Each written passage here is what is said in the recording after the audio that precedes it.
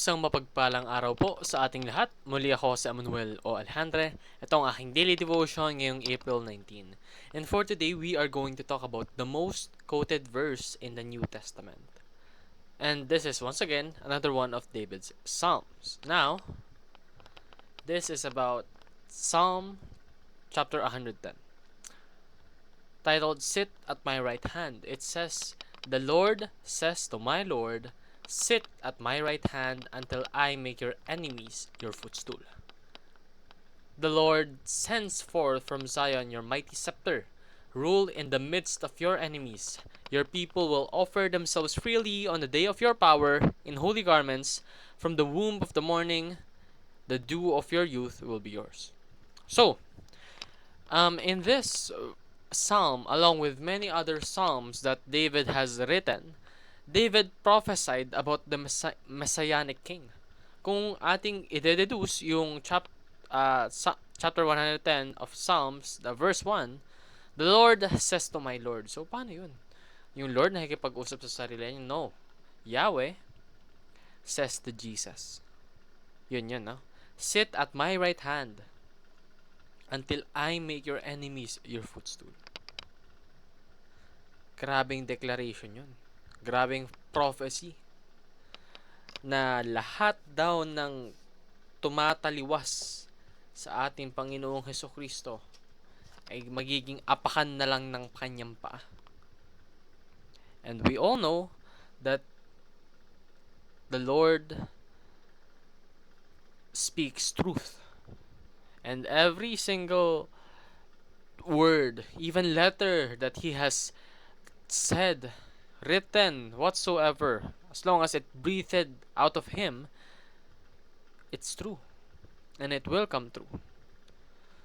And aside from this specific one being yung mga kalaban ni Jesus ay magiging footstool lang para sa kanya, he also said to David that his future son is his Lord. So grabe. Yung kanyang future son daw, not direct son, no? But from his lineage, manggagaling yung Panginoon. Such a very high privilege. And isa pa, Yahweh also revealed to David that we are the Messiah's troops.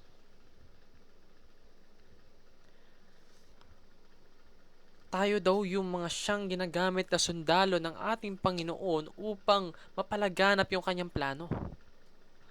That's a huge privilege. Imagine this. Yung Panginoon natin, si Jesucristo, ay isang God na nagpakumbaba at inialay yung kanyang sarili para sa kaligtasan natin. Sa kaligtasan ko. Ako na makasalanan, ako na maraming pagkukulang, ako na araw-araw tumataliwas sa kanyang mga katuruan. Ginawa niya yun para sa akin. Minahal niya ako kahit na ganun ako. Imagine that. Tapos binigyan ako ng opportunity para pagsilbihan siya. Sino ba ako para hindi kunin yung opportunity na yon? It's the least that I can do.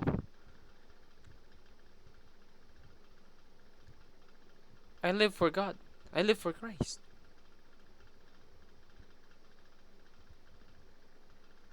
So, para sa ating mga listeners, I have a question to ask of you. Are you a disciple soldier of Christ? Are you someone that actively seeks an intimate relationship with Him? Are you someone that values your said relationship? Or are you someone that prioritizes worldly things? Isa pa, are you available and willing to advance Christ's kingdom?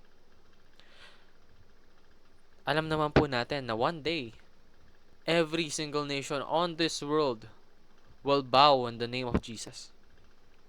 This is something that has been declared. Ibig sabihin, mangyayari talaga to. So, are you willing to be a part of that? Are you available to be a part of that? And do you expect Christ to rule the world?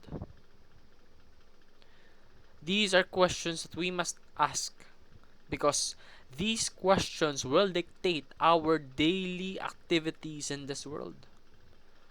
Kung yung ating mga daily activities ay nakapaloob doon yung napakaraming worldly things, sinful things, then we're not advancing Christ's kingdom. We're not being a part of that said journey, that privilege. And if we aren't, it's never too late. As long as you have the opportunity to change, to transform, God will welcome you freely with open arms, just as He did in the prodigal son. So, in everything that you do, always glorify God. In that way, you will advance His kingdom and His will. And you will be used as an instrument to further His plans. Yun lamang po ang aking daily devotion. Maraming salamat sa pakikinig. Pagpalain po tayong lahat, and let us all give glory to God.